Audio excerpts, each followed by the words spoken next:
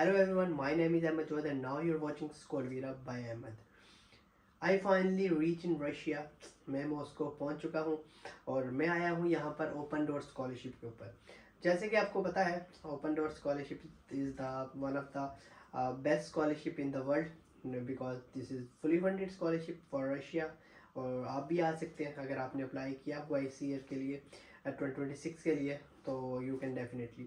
और आज की इस वीडियो के अंदर ये मैं थोड़ी जल्दी में बना रहा हूँ बिकॉज मैंने कुछ और वीडियो भी बनानी है कि मैं कैसे रशिया पहुंचा, यहाँ पर इमिग्रेशन प्रोसेस क्या था, कैसे मैंने वीज़ा गेट किया, ईच एंड एवरीथिंग मैं उसके ऊपर डिटेल से वीडियोस बनाऊंगा ताकि जो नेक्स्ट ईयर आने वाले लोग या जो अभी पाकिस्तान से आएंगे तो वो भी देखें और वो भी जो है वो इन्फॉर्मेशन जो है गेट करें और उनके लिए भी आसानियाँ हों मेरी इन वीडियो के थ्रू। और आज की इस वीडियो के अंदर मैं बात करूँगा क्योंकि ओपन डोर्स का जो सेकंड स्टेज का जो एग्ज़ाम है वो बहुत करीब है, वो आई थिंक सो कल से स्टार्ट हो रहा है, तो इसलिए मैंने कहा उसके ऊपर बात कर लें कि कैसे ओपन डोर स्कॉलरशिप का जो सेकंड स्टेज का एग्ज़ाम है, जो कि ये कह सकते हैं कि एक मुश्किल तरीन एग्ज़ाम भी है और उसके बाद जो है ये इंपॉर्टेंट तरीन एग्ज़ाम भी है। अगर आपने ये एग्ज़ाम क्लियर कर लिया, इंशाल्लाह नेक्स्ट ईयर तुम भी यहाँ पर होगे मेरे साथ और स्टडी कर रहे होगे, रशिया एक्सप्लोर कर रहे होगे। Russia is a very best और Moscow is a very beautiful in the world and safest country in the world, that is Russia. तो ये एक बहुत अच्छी चीज़ है।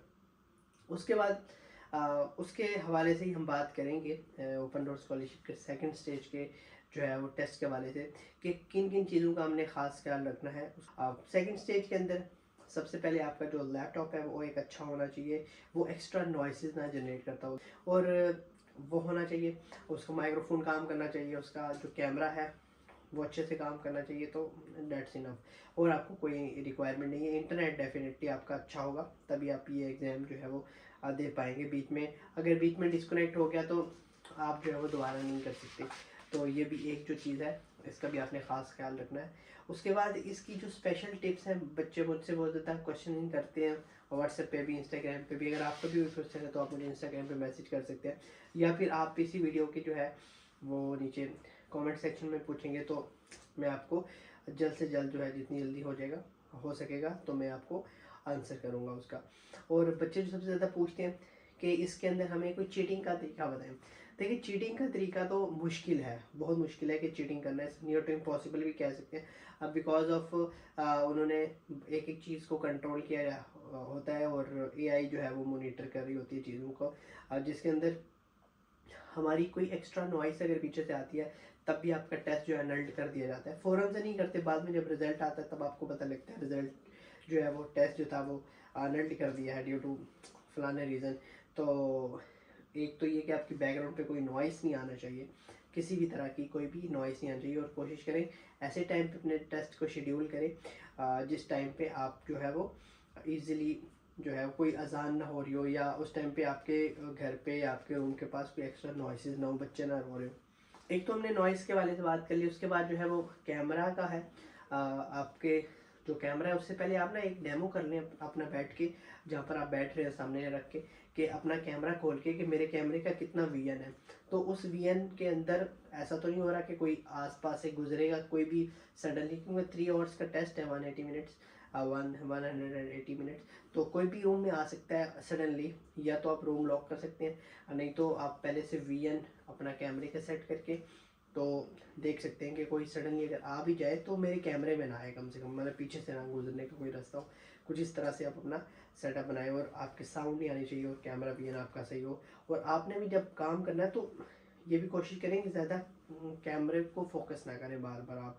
तो ये एक अच्छी चीज़ है बिकॉज आप कैमरे को फोकस करेंगे तो मैं भी उनको शक होगा, क्योंकि लास्ट टाइम ऐसा हुआ है, मेरे कुछ जानने वाले थे, मैंने खुद ये चीज़ एक्सपीरियंस नहीं की, बट वो कह रहे थे कि हमारा इस वजह से टेस्ट जो है वो अनल्ड हुआ है बिकॉज हम बार बार कैमरे की तरफ देख रहे थे। हालांकि इसकी कोई लॉजिक नहीं बनती, लेकिन क्या ही कर सकते हैं, आप जो है वो सेफ साइड जितना भी है वो रह सकते हैं इसके हवाले से।